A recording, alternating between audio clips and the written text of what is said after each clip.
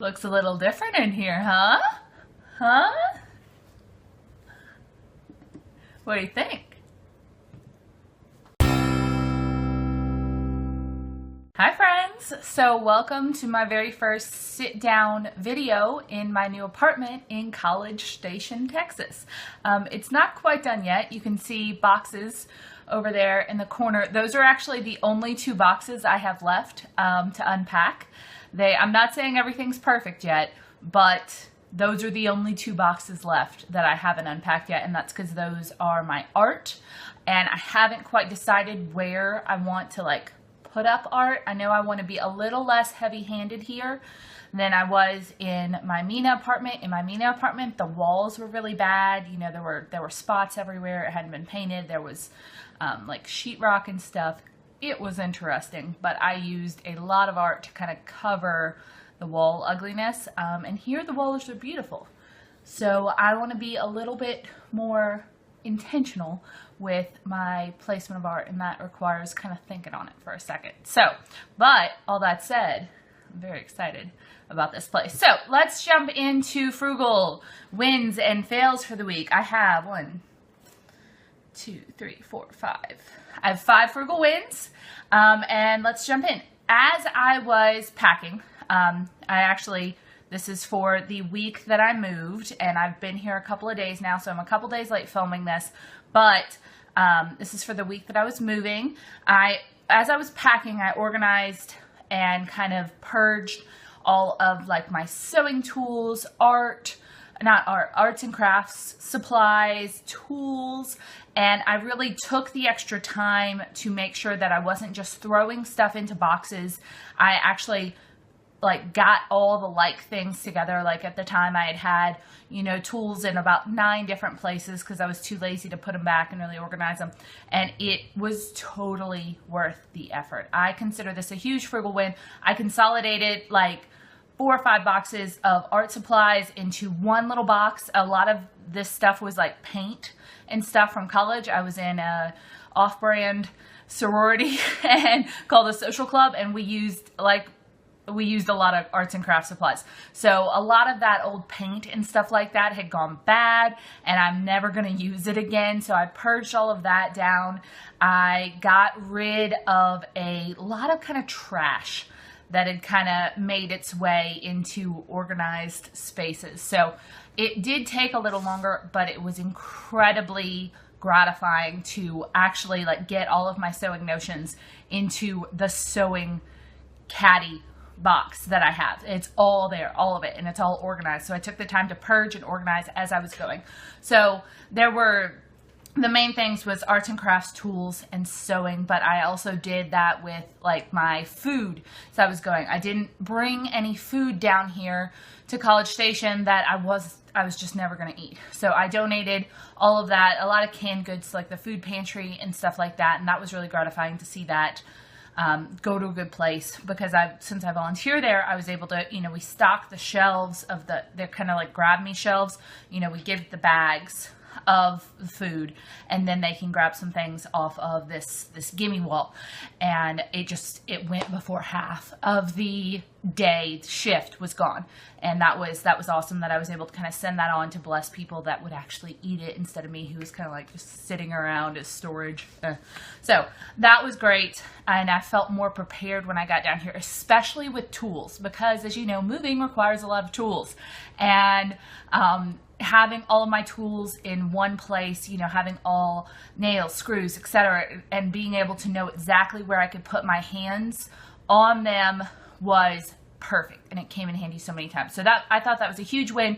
It was completely free for me. It just took my time, and it actually kind of expedited the process of packing, because every time I took a minute or an hour, if we're being honest, to kind of stop packing to organize, I knew I had to pack that much faster. So I did pack most of my house in less than a week, because this whole thing happened a little fast. But that's exciting. All right, next up, I took another carload of stuff to consignment, a huge carload of stuff to consignment, and I arranged with the lady who runs the consignment shop to send me my earnings. So I brought her some self-addressed stamped envelopes with my new address on them, and she will be sending me money, well, a check, every couple of months for however long it takes for me to run out of stuff over at the consignment shop of anything that I brought over there. So I was able to get a lot of stuff out of my home that I knew I no longer needed, but still had value to it. And I'll make money off of that in the future, and I didn't have to transport it down here. A lot of you guys were concerned that I would have to like get back the stuff I brought to consignment and then bring it to a consignment shop down here. I wasn't going to mess with that. And anything consignment wouldn't take, I brought to Goodwill. So once again, purging, wanted my new place to be very clean, very not cluttered, and I'm liking it. I'm really, really liking it. Okay, number 3 is kind of a miracle. I didn't break anything. As I was unpacking all of my boxes, nothing broke. I didn't have a piece of glass break. I didn't have anything. Apparently, I just packed really well. You know, I did all the packing myself. I hired movers to load and unload the truck, but I packed everything myself. I didn't hire people to come in and pack. And I didn't purchase any moving supplies. So I used all 3 boxes and I wrapped breakable stuff, which I have a lot of. I have a lot of like ceramic stuff. I have a lot of glass. It's just my style. And I wrapped it all in fabrics that I had, and I just tried to pack very carefully. And somehow I managed not to break anything, which was amazing. Go me. I don't know how I managed that, because I'm pretty sure everyone breaks at least something when they're moving. Yeah. Okay. Next up, I was able to get all of my kind of bills switched over in one day on Wednesday morning. The apartment company that I'm renting from they kind of were messing with me on the lease a little bit. I didn't get it until the Wednesday before I moved. So I moved on Friday. I didn't get the lease to sign until Wednesday.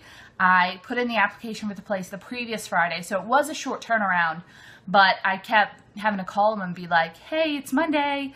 I know my credit check passed. I know like my background check passed. I know I'm good on all of that. Can I get a lease, please, so I have an official place to move to? And they, until you sign a lease, they don't even give you the apartment number, so I didn't have anywhere to forward my mail to or anything. And it was, by the way, credit check, some of y'all were asking me about that. Because I'm paying my student loans off, I have excellent credit. I know that Dave Ramsey is big on you don't need a credit score, and I don't use credit cards at all. I don't believe in them. I believe in paying cash. But because I'm paying off my student loans, I have excellent credit, and I've been paying on time for however long. I have excellent credit. Honestly, I didn't even know they were going to run a credit check until after I got back news that credit check passed. I thought they were just running, I gave them the information for my previous landlords, and I thought they were just going to check me out that way. But they needed like proof of income too, so I had to give them my offer letter from the university. But it's fine. It didn't really matter. I will deal with not having a credit score in the future when that day comes. In the meantime, I have an excellent credit score. Excellent. So, because the only debt I have is student loans, and I'm paying it off very quickly and on time, etc. So, forgot what I was talking about for a second. Anyway, they didn't get me a lease until Wednesday. I didn't even have an apartment number. I knew the address of the complex, but I didn't have an apartment number until Wednesday when I got the lease, so I couldn't switch anything over. So on Wednesday morning when I finally got the lease, I signed it. I put in, and since I then had an apartment number, I had to arrange for utilities to be turned on here and cancel all of my utilities and internet and everything like that in Mina. And I did that all before noon on Wednesday. It was a madness, and there was certainly some God-loving intervention there, because utility companies sometimes don't always have time in their schedules to go turn on, but the utilities here, it was just electric because they cover water and internet in this place, and there's no gas, so that was nice. I had a lot of utilities turn off in Mina. I only had one to turn on here, but they had an opening on Thursday. I was moving Friday or the next Monday. And I was like, turn it on Thursday, please. And they did. And it was absolutely hassle-free. Moving to Mina was a lot more complicated because it was a tiny town. Everyone wanted you to go in person. Apparently here in College Station, they're very used to dealing with people who are not close by moving to town, because that makes sense in a college town. So I was able to do all of that. Even talking to AT&T wasn't that bad, though they tried to be like, hey, we can cut your bill down to $40 a month if you stick with us, or hey, can we transfer your service? And I'm like, no, I'm never dealing with you guys again. Okay. But yeah, I was able to get all that stuff done on Wednesday morning. I have several deposits coming back to me. I was able to get all that set up. Whew, pretty good. Pretty good. And finally, when I moved in on Friday, here's where things take a turn. Things were progressing very well. I had arranged for movers up in Mena to come. I had arranged for movers to meet me down here on Friday. It was a very quick, all-around move. When I got here, the apartment wasn't ready. There were maintenance people in here. There were cleaning people in here. They were painting the place. It was all wet. There were a lot of things missing. You know, the patio door was like falling off its hinges and rotting. It was kind of a mess. And apparently, the reason that this happened is the make-ready crew that the apartment people had hired didn't show up. And in the wisdom of the apartment manager, they did not call me to warn me that this was happening. So, you know, I got up at 6 a.m. on Friday, got ready to move. You know, movers came, took everything out. We had to clean the Mena apartment head to toe, and then we drove for close to 8 hours to get down here. We got here right at 6 p.m.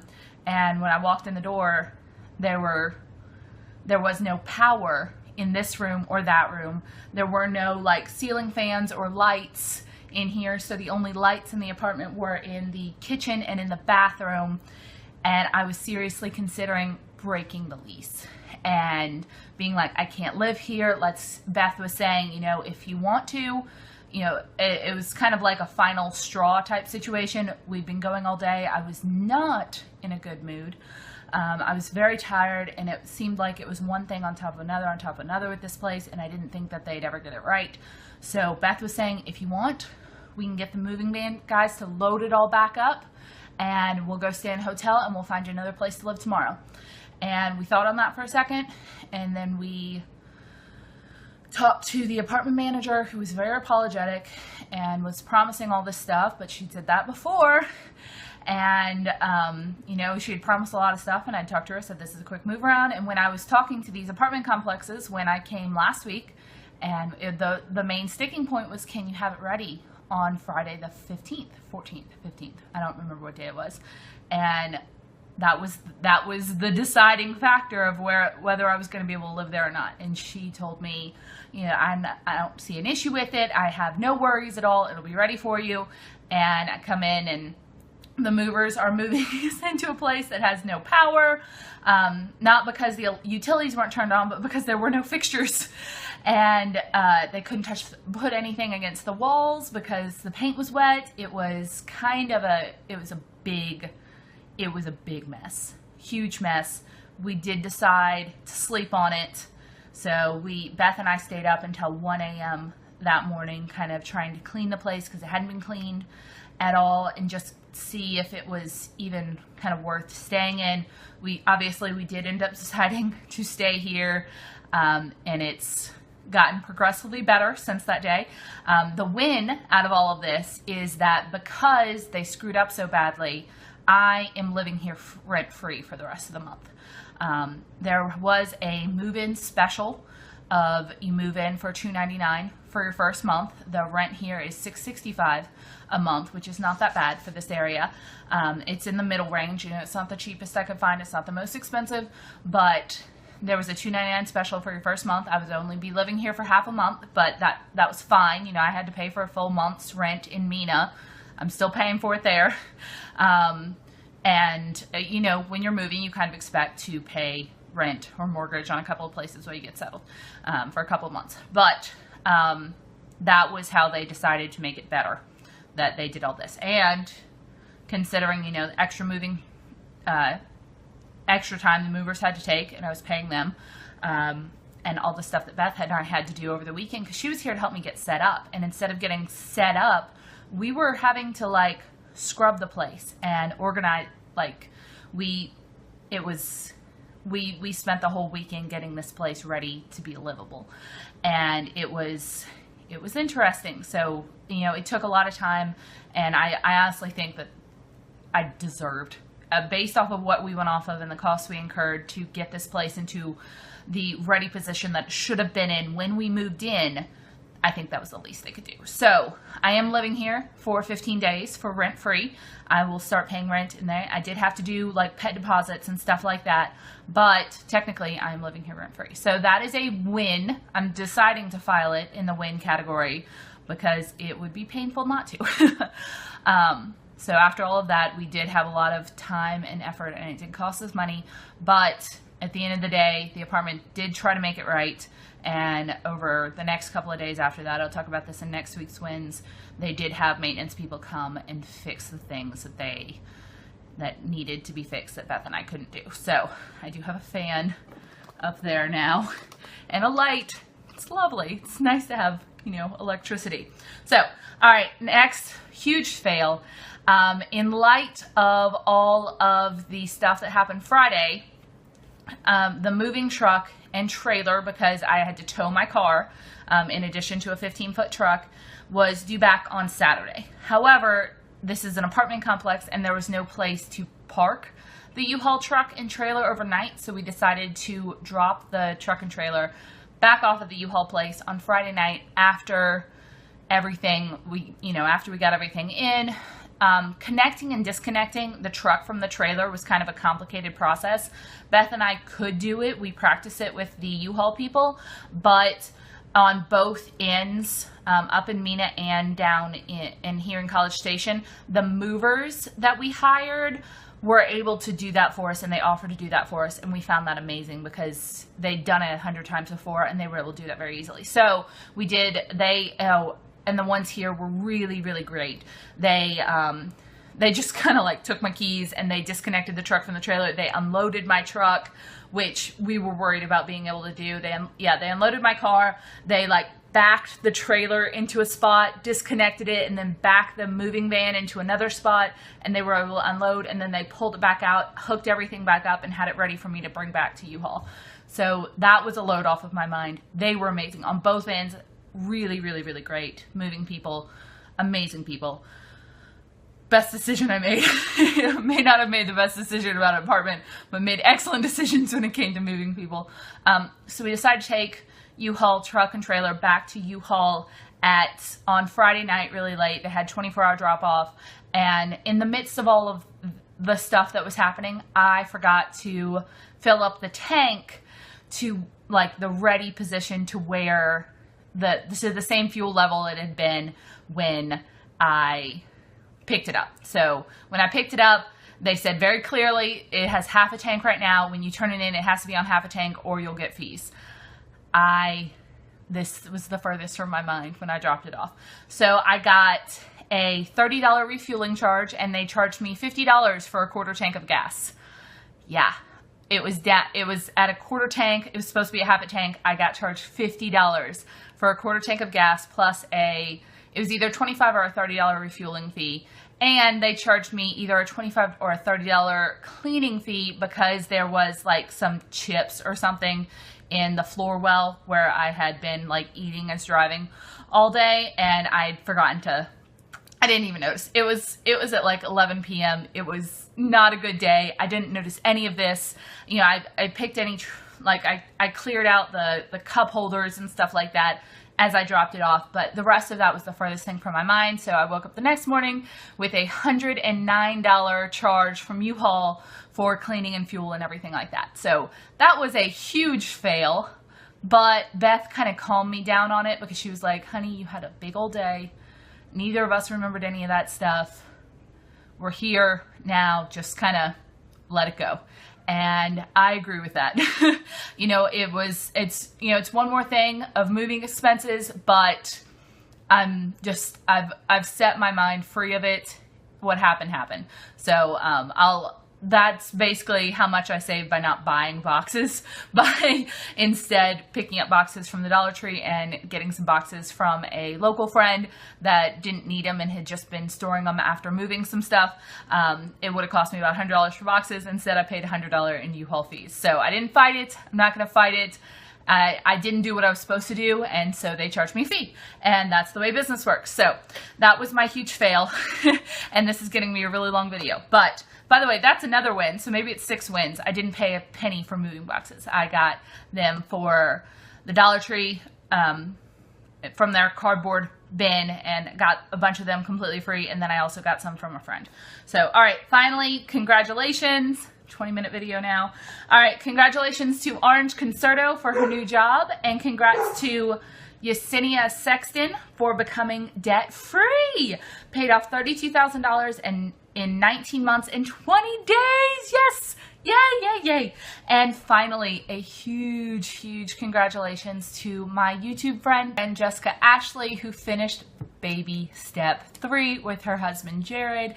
They have an amazing channel. I've been friends with Jessica on YouTube for years. She is so sweet, and she actually lives in Texas too, so I'm hoping to maybe visit her sometime soon. I will link her channel below. They have such a sweet family, and you can actually watch them if you go watch their past videos, you can watch them in baby step 2, finish baby step 2, and go all the way through baby step 3, and they just finished baby step 3, and I could not be happier for you, Jessica. It is amazing what you're doing, and it is so motivating to watch other financial YouTubers make their way through the baby steps. They are killing it, and they have the cutest 2 little daughters. So cute. So that is all the congrats I have for today and my wins and losses. Sorry for such a long video.